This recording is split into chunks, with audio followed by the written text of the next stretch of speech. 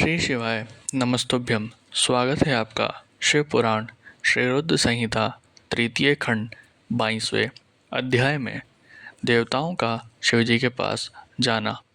ब्रह्मा जी कहते हैं, मुनीश्वर, भगवान शिव को पति रूप में प्राप्त करने के लिए पार्वती को तपस्या करते करते अनेक वर्ष बीत गए, परंतु भगवान शिव ने उन्हें वरदान तो दूर अपने दर्शन तक ना दिए। तब पार्वती के पिता हिमाचल, उनकी माता मैना और मेरु एवं मंदराचल ने आकर पार्वती को बहुत समझाया तथा उनसे वापस घर लौटने चलने का अनुरोध किया। तब उनकी बात सुनकर देवी पार्वती ने विनम्रतापूर्वक कहा, हे पिताजी और माताजी, क्या आप लोगों ने मेरे द्वारा की गई प्रतिज्ञा को भुला दिया है? मैं भगवान शिव को अवश्य ही अपनी तपस्या द्वारा प्राप्त करूंगी। आप निश्चिंत होकर अपने घर लौट जाएं। इसी स्थान पर महादेव जी ने क्रोधित होकर कामदेव को भस्म कर दिया था और वनों को अपनी क्रोधाग्नि में भस्म कर दिया था। उन त्रिलोकीनाथ भगवान शंकर को मैं अपनी तपस्या द्वारा यहाँ बुलाऊंगा। आप सभी ये जानते हैं कि भक्त वत्सल भगवान शिव तो केवल भक्ति से ही वश में किए जा सकते हैं।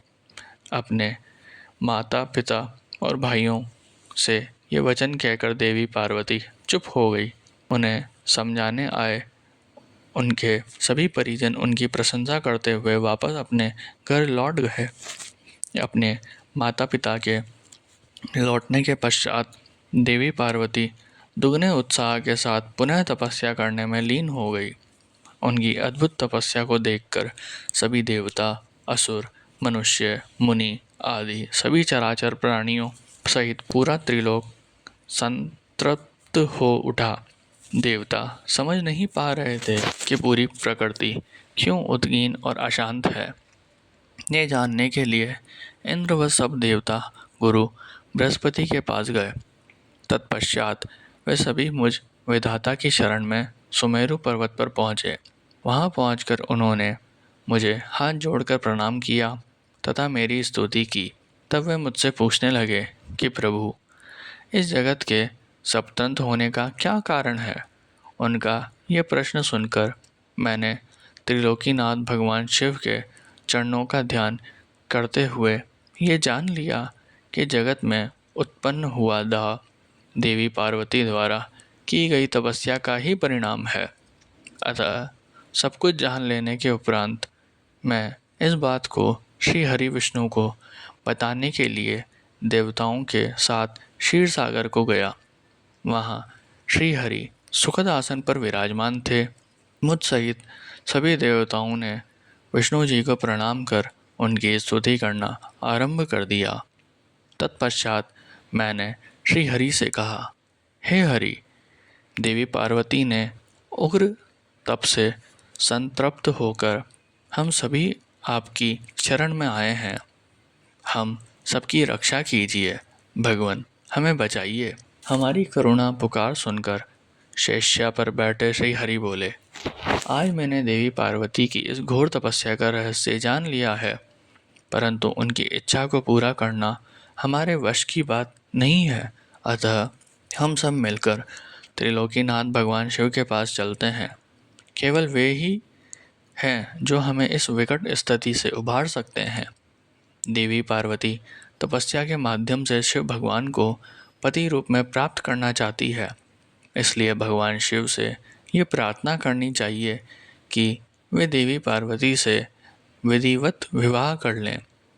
हम सभी को इस विश्व का कल्याण करने के लिए भगवान शिव से पार्वती का पाणी ग्रहण करने का अनुरोध करना चाहिए। भगवान विष्णु की बात सुनकर सभी देवता भयभीत होते हुए बोले, भगवान शिव बहुत क्रोधित और हठी हैं। उनके नेत्र काल की अग्नि के समान दीप्त हैं। हम भूलकर भी भगवान शंकर के पास नहीं जाएंगे। उनका क्रोध सहा नहीं जाएगा। उन्होंने कामदेव को भस्म कर दिया था। हमें डर है कि कहीं क्रोध में वे हमें भी भस्म न कर दें। हे नारद, इंद्रादि देवताओं की बात सुनकर लक्ष्मीपति श्री हरि बोले, तुम सब मेरी बातों को ध्यानपूर्वक सुनो। भगवान शिव समस्त देवताओं के स्वामी और भयों का नाश करने वाले हैं। तुम सबको मिलकर कल्याणकारी भगवान शिव की शरण में जाना चाहिए। भगवान शंकर पुराण पुरुष, सर्वेश्वर और परम तपस्वी हैं। हमें उनकी शरण में जाना ही चाहिए। भगवान विष्णु के इन वचनों को सुनकर सब देवता त्रिलोकीनाथ भगवान शिव का दर्शन करने के लिए उस स्थान की ओर चल पड़े जहाँ महादेव जी तपस्या कर रहे थे। उस मार्ग में ही देवी पार्वती उत्तम तपस्या में लीन थी। उनके तप को देखकर सभी देवताओं ने प्रसन्नतापूर्वक उन्हें दोनों हाथ जोड़कर नमस्कार किया। तत्पश्चात उनके तप की प्रशंसा करते हुए मैं श्री हरि विष्णु और अन्य देवता भगवान शिव के दर्शनार्थ चल दिए।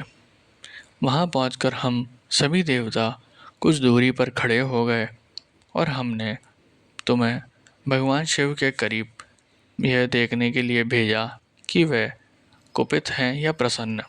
नारद, तुम भगवान शिव के परम भक्त हो तथा उनकी कृपा से सदा निर्भय रहते हो, इसलिए तुम भगवान शिव के निकट गए तथा तुमने उन्हें प्रसन्न देखा। फिर तुम वापस लौटकर हम सभी के पास आए तथा उनकी प्रसन्नता के बारे में हमें बताया। तब हम सब भगवान शिव के करीब गए। भगवान शिव सुखपूर्वक प्रसन्न मुद्रा में बैठे हुए थे।